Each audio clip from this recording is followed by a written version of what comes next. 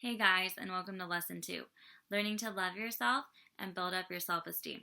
In this lesson, we are going to define what self-esteem is. We're going to differentiate between positive self-esteem and low self-esteem, and we're going to learn how to build up our self-esteem. So let's get started. My first question for you is, what is your definition of self-esteem? When I first asked myself this question, my immediate response was my self-esteem is built on the feedback that I receive from other people. It's built externally. That's kind of what we all kind of end up immediately thinking. It's other feedback. It's what we receive from other people. But that is not true. Actually, self-esteem is how we value ourselves. It comes from within, not from external factors. Yes, external factors do have a impact on our self-esteem, but they are not our self-esteem. It's not a direct reflection of our self-esteem. Our self-esteem, it comes from within us and how we view ourselves. One big misconception about self-esteem is that if you're great at everything, you probably have great self-esteem. No, totally wrong. You can be good at something and have very low self-esteem. For instance, actors, famous people, they look like they have it all, and they probably do. I don't know. They look like it. They look like they're happy. However, that might not be a direct reflection of how they feel on the inside. It is 2017, and somebody that I can bring up that is a famous person that struggled with depression and obviously struggled with some self-esteem issues would be Robin Williams. Great person, great actor. But obviously he struggled inside. What we saw on the outside was not a direct reflection of how he felt on the inside. He was going through some internal battles. So Robin Williams is a good example of how it might look like we have it all, but internally we are struggling and we may have poor self-esteem. Self-esteem varies from person to person, and it also is situational. Having poor self-esteem can come from maybe failure, receiving negative feedback, making poor choices, not being able to forgive yourself, not being able to come to terms with certain things, lack of approval for something that you really want approval from. That varies, and it's situational. An example that I could give you guys, that's an example about me. At the times I look super happy, and I am happy most of the time. You can look at me and all my friends are, oh my gosh, Amber is so happy and she's very outgoing and all these things. Yes, that's what you might see, but you might not know earlier in that day or just recently I've really been struggling internally and maybe I don't really feel that great about myself. However, in the world, in today's society, we often put up a front. I don't want to go to dinner with everyone and then look like I'm super bummed out. I don't want that to be a reflection and ruin the mood of dinner. So of course I'm kind of pushing it internally inside me and letting you guys see, happy Amber. But self-esteem wise, that's something that I struggle with.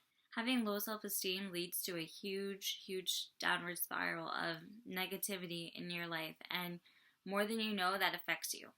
That totally affects you. Low self-esteem, that can lead to feelings of hopelessness, feelings of worthlessness. It can lead to depression, or it can create your depression even worse.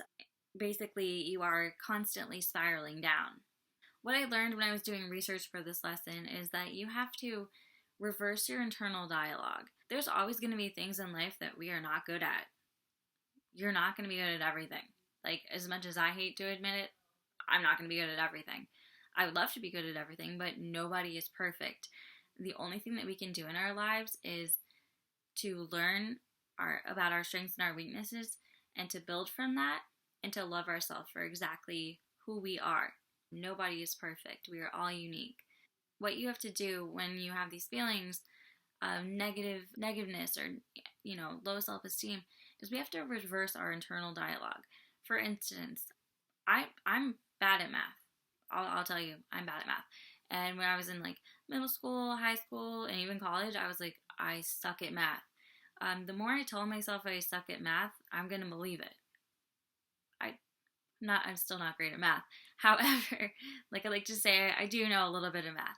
But the more that you put yourself down, the more you're going to believe it and the more true it's going to become. If I would sit there and say, well, I'm not good at math, but I'm going to try. Or I'm not good at math, but I am good at working out equations. Maybe if I write it down. So I could say, I'm not good if you ask me a math question. However, if I was to sit down, I could say I'm good at working things out. I'm good at problem solving. I could sit down and maybe write it out and understand it a little bit more. So what you have to do is you have to reverse your internal dialogue, which is harder than it sounds. It really is, because we kind of tell ourselves, well, I am awful at this and that's how it's going to be. It doesn't always have to be that way. Of course, we're not going to be perfect. We're not going to be great. I'll never be a great mathematician. However, I know I can learn. So I can say, to reverse my, I suck view on math, I could say, I don't suck at math, but I'm a good learner. You want to give yourself that positive feedback, because that's going to build up your self-esteem. I'm not going to feel as bad when I look at a math question or a math equation and I'm trying to figure it out. Always try to build yourself up, and that's the first step, is changing your internal dialogue, how you feel about yourself and how you view yourself. This thing is super cool. When I was doing my research, I learned making a self-inventory, your strengths and your weaknesses, is a huge way of kind of becoming conscious of your self-esteem, being conscious of who you are, who you really are. So, what I'm going to ask you guys to do is take a piece of paper. On one side, write strengths. On the other side, write weaknesses. And then we're going to number 1 through 10. You're going to create 10 strengths and 10 weaknesses. And take a couple minutes and do that. I did it as well, so we're going to do that together. And we're going to talk about it. If you're having trouble creating your strengths and your weaknesses, think about what others have said to you. When I did this, I thought about the other day, I had a friend and he said, Amber, you are really caring. You really care about others. That's something that I could put down as a positive. Obviously, putting positives about yourself is way easier than putting negatives, because for negatives, we really have to dig. Really, really have to dig. This self-inventory, self-esteem inventory, this is going to do 2 things. First, it's going to let us become consciously aware of who we are, what our strengths are, and what our weaknesses are. It's also going to show that we all have dislikes, we all have challenges, and we all have weaknesses, but we have just as many positives as we do weaknesses. So when I did my inventory, just for time purposes, I'm going to go over 5 weaknesses and 5 positives that I wrote about myself, and maybe you guys can relate to that. For myself, I put, for strengths, I put I'm intelligent, I am kind-hearted, I am driven, thoughtful, and goal-oriented. And when we write down our strengths, everything that we say, and I hope that you guys say this out loud after you write it down, your strengths, visualize that, really visualize that. That's going to help build up your self-esteem. My weaknesses, this was definitely hard for me, was I am too independent. I often just like to depend on myself and not on others. I don't really put a lot of faith in others. I'm easily stressed, way too easily stressed. I can't even begin to go into that, but I am too easily stressed. Really, I take a lot of things personal, or I take it to heart, and that creates a lot of stress for me. I am fearful of change. That kind of goes back and forth. That could be a positive or a negative, but sometimes when things are going well and then it's going to start changing up, I am super fearful of change. Now let's go back to our positives. The positives that we said. Obviously, when I said my positives, you guys could see I was like way happier than actually admitting the negatives. And like I said, visualize those positives. Appreciate who you are with your strengths and your weaknesses. Your strengths will help build you up, and being aware of your weaknesses and conscious of that will help you build you up as well, because you're going to say, well, this is how I feel about myself. let me change it. Let me change my internal dialogue. Let me change what I tell myself or how I view myself. So we can kind of work on those weaknesses and build them up. Another thing that I learned when doing this inventory and doing the research is to be proud of your accomplishments. The 10 things that you listed are things that you have accomplished internally throughout your entire life, and those are things to be proud of. Don't dwell on your mistakes. Don't dwell on your weaknesses, but be aware of them so we can work on them. Learn to grow from your mistakes and grow from your struggles, because it's important to know yourself and know who you are and to be fully self-aware of that. Don't dwell on your weaknesses and your anxieties. Face them head on. Say, okay, I've used my self-inventory. I've broken it down. Now that we've learned what they are and we've come to terms with that, we need to face them head on. When we kind of sweep them under the rug, we aren't hurting anyone else but ourselves. You're not going to build up your self-esteem if you don't face what is affecting your self-esteem in a negative way. Channel your feelings into positivity and find control. And when you do that, your self-esteem improves. It's simple, but it's hard at the same time. It's easier said than done. But when you channel your feelings into a positive way and you have that positive internal dialogue, and then you find control and you say, I'm going to take control of this. I'm going to fix these weaknesses. I'm going to take charge of them. Your self-esteem is going to improve. And I can definitely tell you that that's true because that has been something that I'm working on. Is it going to improve overnight? Absolutely not. This is something that takes time because it's real and it's tough, but it is totally worth it and you will get there. I'm working on it and I can tell you it's definitely helping. A little activity I'm going to give you guys is take 3 negatives. It can be either 3 negatives from your personal inventory or 3 negatives that you want to write down now. So after you created your 3 negatives, whatever the sentence says, whatever the negative sentence says, or whatever the word says, I want you to put the exact opposite. I want you to turn your negatives into positives.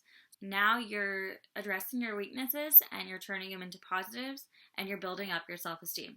And you probably had no idea that that little activity, which you can do on a daily basis, you can do it when you're at work, you can do it when you're at school, you can do it maybe when you're sitting at dinner or, just hanging out at an appointment or something. When you do this, you're building up your self-esteem. Another thing that I learned is to tune into yourself every day. Give yourself a couple minutes to kind of tune into you. Ask yourself, how do you feel about yourself? It doesn't have to be when you are faced with a huge challenge. It doesn't have to be when something great happens. It can just be random. It could be at 7:05 every night, I'm going to ask myself, how do I feel about myself? Why do I feel that way? When you are able to kind of channel your feelings a certain way about yourself or a situation, again, you're becoming self-aware and you're addressing situations and you're addressing your feelings. Identifying these things and identifying your positives and your negatives about yourself, identification is important because it helps us maximize our potential and it helps us build up our self-esteem. When you have completed a task that you find difficult, that was challenging for you, challenges your feelings about yourself, when you have faced your feelings and you've challenged them and then you go out and you do great at that, treat yourself. It doesn't have to be something huge. It doesn't have to cost money. Maybe give a phone call to your mom or your best friend and say, hey, guess what? I'm so happy. Be proud of yourself. That is going to build up your self-esteem. When you care about yourself and things that you've accomplished, and you want to share that with yourself or you want to share that with others, or you are building up your self-esteem. Don't compare yourself to others. Everyone has strengths. Everybody has weaknesses. That is who you are. That is who you are as an individual. We don't need to compare ourselves. For instance, you might compare yourself to your neighbor for the fact that they have a better car, so they must have a better paying job. So what you have to do is you have to go out and find a job that's 10 cents more an hour than that person just because you're trying to make yourself feel better. It's not about how others feel, it's about how you feel. And by going through this constant push-pull battle, trying to compare yourself with others, you're never going to actually grow.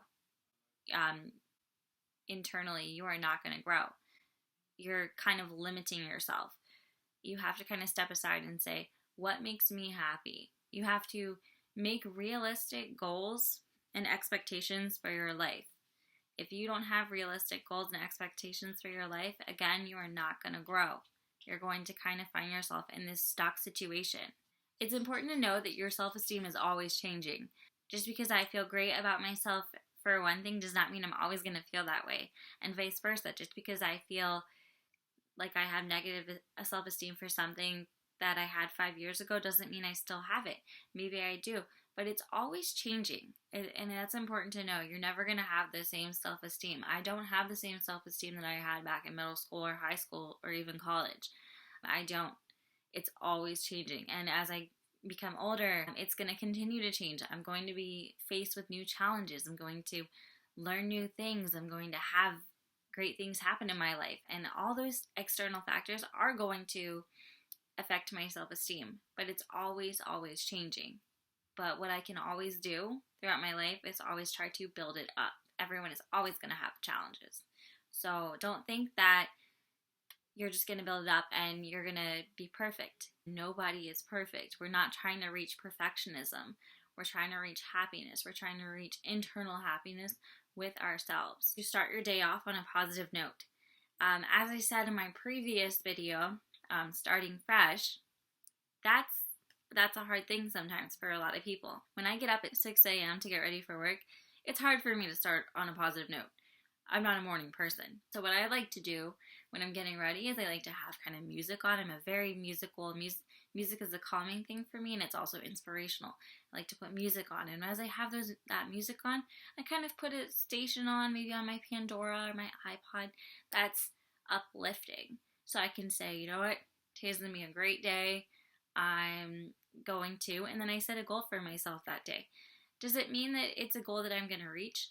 No, but it doesn't mean that. Hopefully I do, but I set a realistic goal, or a goal that I can kind of, still be aware throughout the day, but still go on with my day and kind of incorporate it into my day. Explore your passions and pursue them. If you are into art, if you are into gardening, if you are into miming, explore it. You only have one life. If that's something you're passionate about, that's obviously going to build your self-esteem up. Check it out. I've done so much in my life already that when I first started college, I wanted to learn about psychology. I've stuck with psychology. However, I've done criminal justice, religious studies. I've kind of gone all over the place, and that's me trying to learn who I am, trying to learn who I want to be. So continue to explore. You're never too old to explore passions. You're never too old to pursue your dreams. You get one life, so start living it. When you are faced with a challenge in your life and you feel like you have failed, redefine failure. Redefine it and keep on going. Know that failure is not the end. Just because you maybe did not get the promotion or you did not pass that test does not mean that that is the end. That is an experience in your life that happened, and what you can do is you can take that experience, as challenging and as difficult as it might be, redefine it and move forward. It's always a growing experience. The last thing that I would like to leave with you guys is something that I found while I was doing my research for this lesson, and I think it's great. It's called The 6 Pillars of Self-Esteem, and it is by Dr. Nathaniel Branden. It's about a 6-minute video, which is great. It's short, and it sums up the 6 pillars, and it tells you how to build up your self-esteem. And he puts realistically how things are, and also realistically how they can be. And the first thing that he talks about is our usual routine.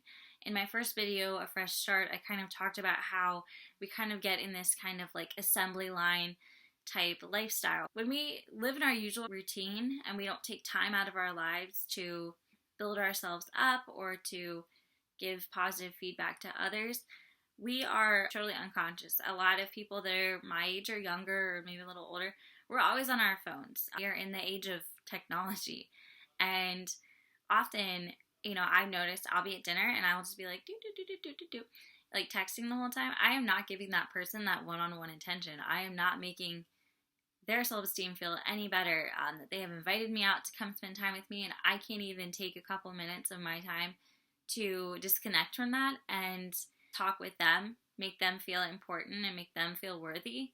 So in reality, I'm cutting myself off of what they have to offer, as well as possibly affecting them. It might seem like a waste of time for them to have invited me out when I'm not even going to give them that personal attention. Often we're unconscious. And what he says in the first pillar is to start your day off on a positive note. Get up and, go compliment your family.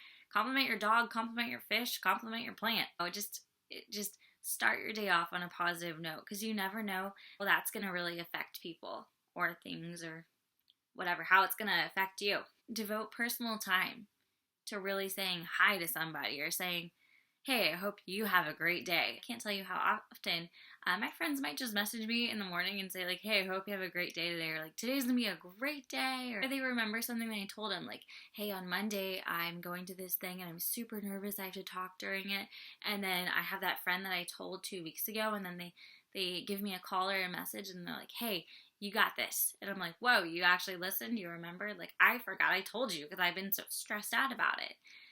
But those little things, that's taking time. They're taking time out of their day and devoting personal time to trying to lift me up. We're going from an unconscious state to a conscious state. And what he calls that is the practice of living conscious. One thing that he said that really, really, really stuck out to me is improve what you can change and learn to accept what you can't. And when you do these personal inventories, you'll be able to kind of differentiate what you can change and what you actually can't. The practice of self-acceptance. A lot of times we're in the day and age where fitness is a huge thing. Some people make excuses about living a healthier lifestyle, maybe going and working out or eating healthier. And what he says is we blame whatever medical condition we have. And though medical conditions, they do have an effect on our personal health and what we can change about ourselves and what we cannot change about ourselves, we let that kind of control us. Like, oh, well, you know what? I have this disease, and this is how it's gonna be, and I can't eat healthy, and I can't exercise. But that's totally untrue. There's always a try. You can try different things. For instance, I know somebody that can't eat certain foods, so of course they can't go out to certain restaurants they once enjoyed going to, but they're trying to find different ways to cook their meals so they can enjoy their food and so they can still eat healthy. And also with exercise, I can't personally run like 10 miles. I probably can't even run a mile, I'll be honest with you. But I found something I enjoy. I pursued something. Boxing, I enjoy that. I can go out, know what my limits are, and that's important. Self-accepting what your limits are and loving yourself for that is the practice of self-responsibility. Take responsibility for your actions. It is so easy to play the blame game. I can't even tell you. I've done it. But when you are able to kind of sit back, look at the situation in front of you, and then accept self-responsibility for your actions, your thoughts, your internal dialogue, that's a huge step. Be true to who you are. Be grounded in your values. There are going to be people in your life that don't fully agree with your values, and you choose whether you want those people in your life or not. I'm always challenged all the time. I tell people this is what I believe in, this is why I believe in it. You can either respect that and accept that, or if you don't, then we probably don't need to be friends. Does that really bother me that much that they don't accept that about me? Or is that something that really does bother me? They're going to push to try to change it, and I'm not going to change it because I'm going to be firm with my values. When you set values for yourself, you're setting standards for yourself, and you're not letting people control that. You are in control. The next pillar, being self-assertive and staying true to who you are and asserting your values. Like the young culture, peer pressure is a huge thing. Even as an adult, it's still a huge thing because you want to fit in. Values, it's a lot easier to kind of like, okay, well, I'm going to say this, but I'm going to be kind of halfway about this. I do that still to this day, and that's something that I'm trying like not to do. I do have values that I'm grounded about, but I do have values that I kind of like I'm on the fence about. And what I need to do is I need to stop and recap and make sure that I am staying true to my values and what is important to me as a person.